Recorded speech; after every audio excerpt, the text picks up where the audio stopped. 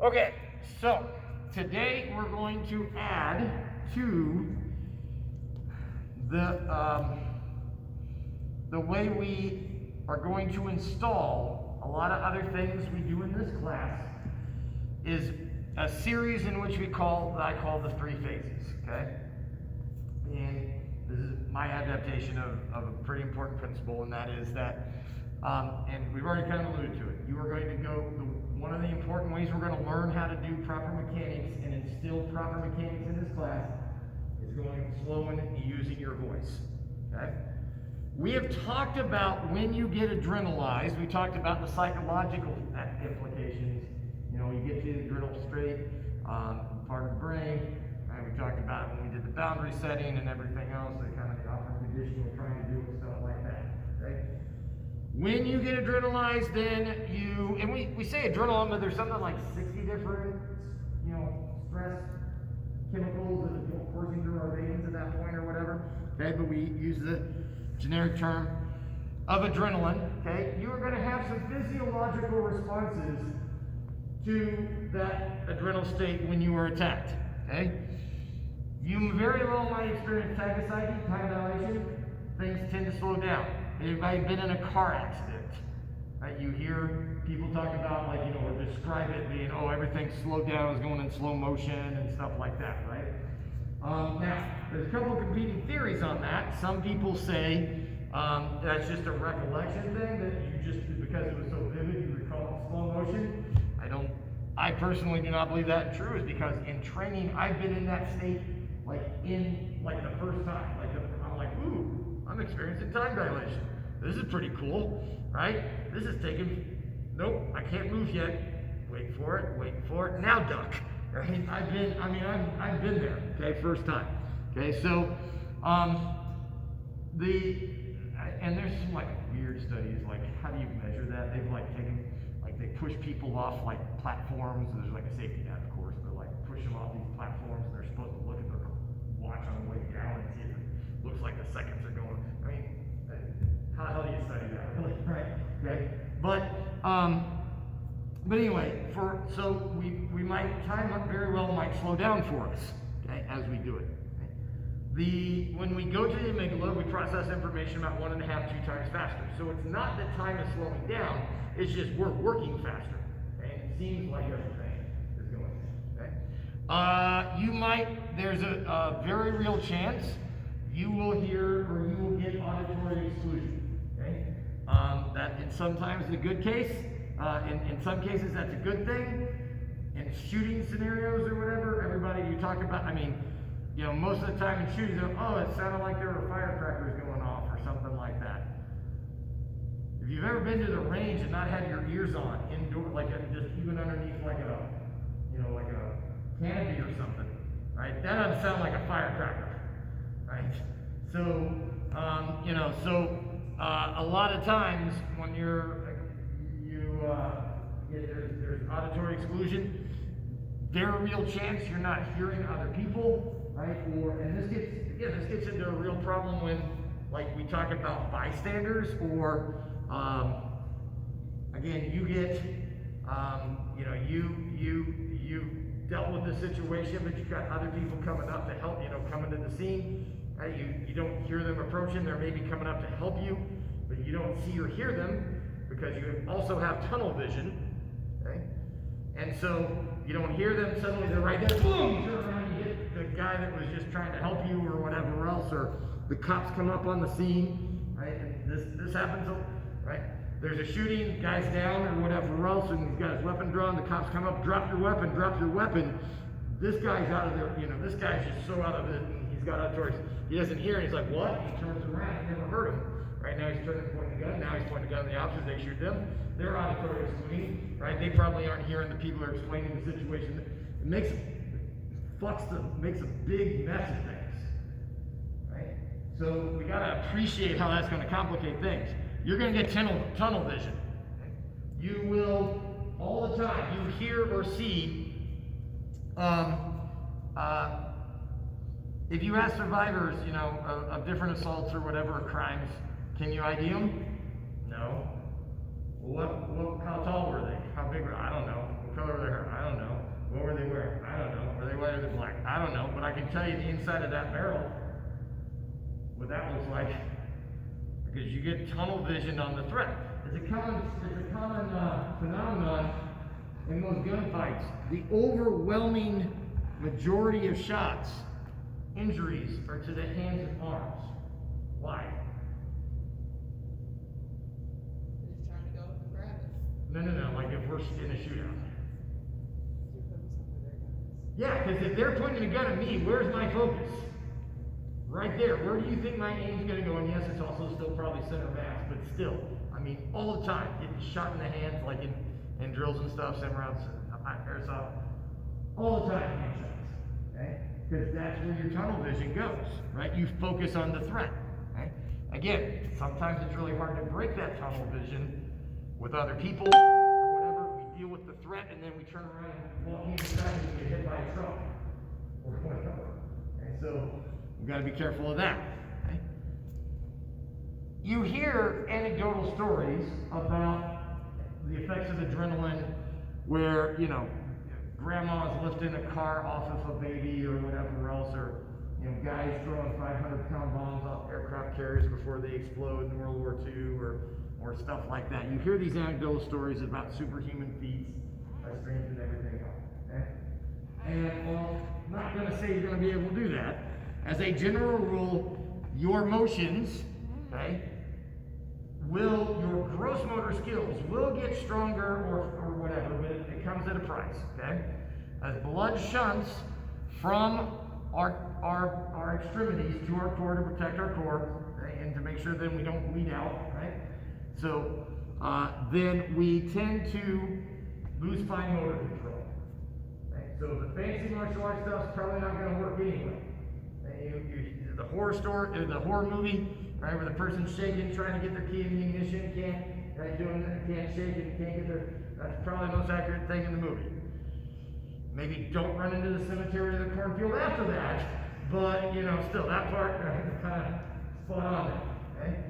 So you're going to lose fine motor control. Gross motor skill will come up, get better, but it also comes with a price. And that your motions are going to shorten and speed up. When you get nervous, you speed up.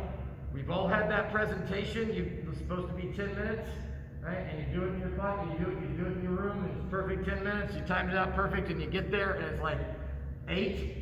And you're like, where the hell did those 2 minutes go, right? And you get dot points because it's too short, and like, because you got nervous, you sped up, right? When you play, anybody do recitals or concerts, play piano or whatever, they tell you what you do. Make sure you slow down, you don't speed up.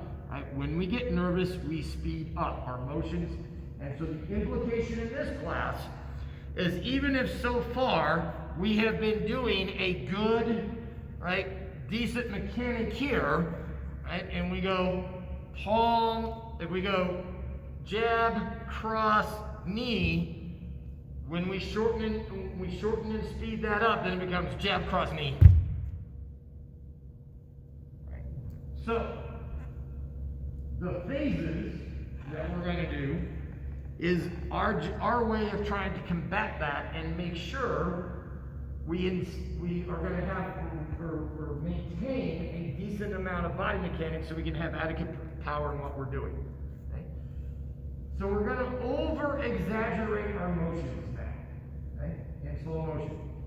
It's like we know our sight is off, and we're holding a couple of dots over, right, to adjust our aim, so that then when it shortens and speeds up, we're still good. Does that make sense?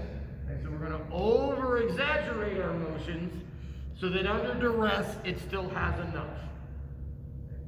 That is what the phases are going to try to teach us. So, everybody stand up. We're going to do a new combination as we do this. It's not going to be super hard, but everybody's right foot is back, hands up. Now, as we do this, again, you're going to use your voice to help make sure you're instilling the proper mechanics every step of the way. So, if we're going to do it, we're going to say it. Okay, so I'm going to rock. I'm going to rock back. Everybody's going to say rock. Everybody says rock. And then slow motion with that palm. Palm. One more time. Rock. Palm. Okay. Winding it up and forward. Okay? Everybody sings. Rock. Palm. Again. Rock. Palm. So now we're going to do a knee. So I'm going to reload. I'm going to rock and knee step. I do what I say. Okay? That much again. Ready? Rock. Palm. Rock. Knee step. I'm going to do the other side. I'm going to rock the other way. Rock. Knee step. Okay?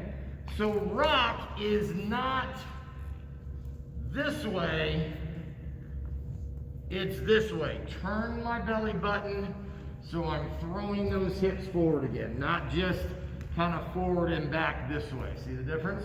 Okay? Again, that's a combination. Palm to knees, slow and big. Ready? Rock. Palm. Rock. Knees. Step. Rock. Knee. Step. Keep those hands up on those knees. Okay? Again. Ready?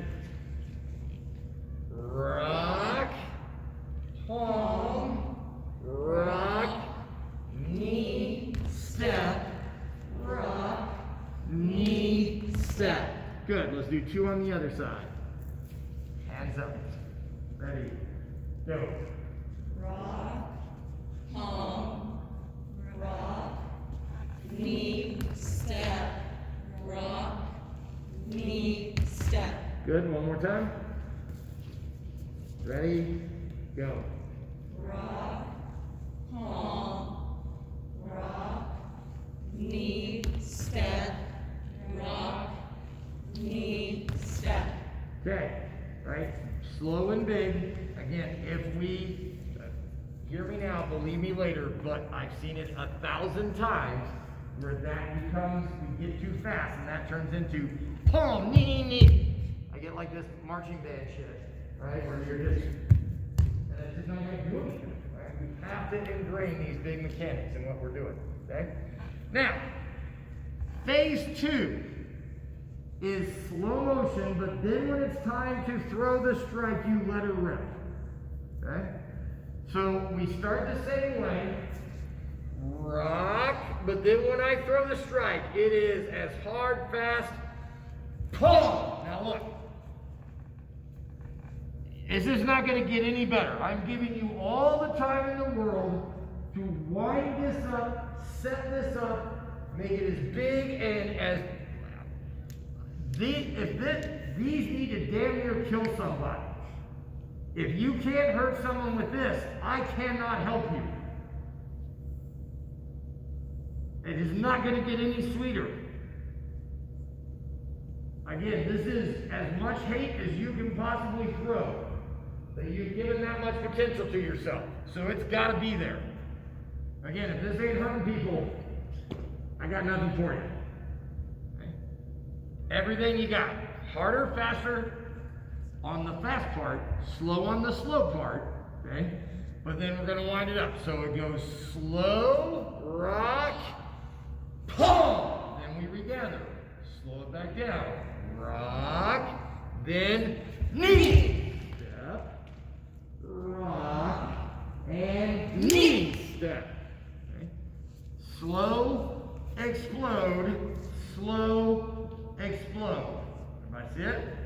Now some people, right again, if I can't, basically look, some people speed the fast part up and I gotta get this kind of 2.5 going on, right? Because we have phase 3's full speed, which we'll talk about in a minute, or really next class even. Okay, but I get this rock, palm, rock, knee, step, rock, knee, step. Well, that wasn't slow motion, but was that explosive either? No, I had nothing. Okay, if I can't tell the difference between your slow motion and your full force, we have a problem. Okay? Slow, explode.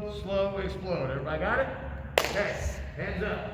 Ready, and go. Rock, palm. Rock, knee. Step, rock, knee. Good. Reset, do it again. Ready, hands up and go. Rock, ha! Rock, knee. Rock, knee. Step. Good. One more time. And go. Rock, ha! Rock, knee. Step. Rock, knee. Step. All right, switch. Let's do a couple on the other side, and then we'll stay to the right. Ready? Go. Rock, ha! Rock, knee. Step.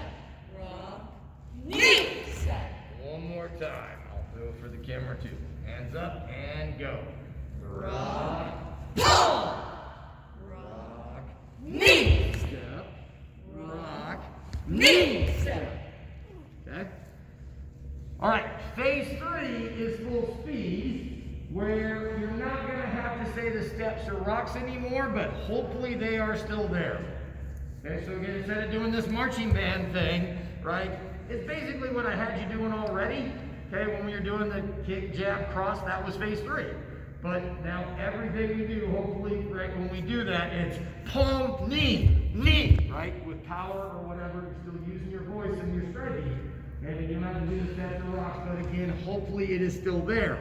As we're doing other stuff in the class, then I sit there, guys, I'm going to be like, if you don't say it, you're not doing it, right? You're going to do this weak ass, like, little, whatever, and I'm going to go, did you lock or load that? No. Did you say it? No. Well, there you go.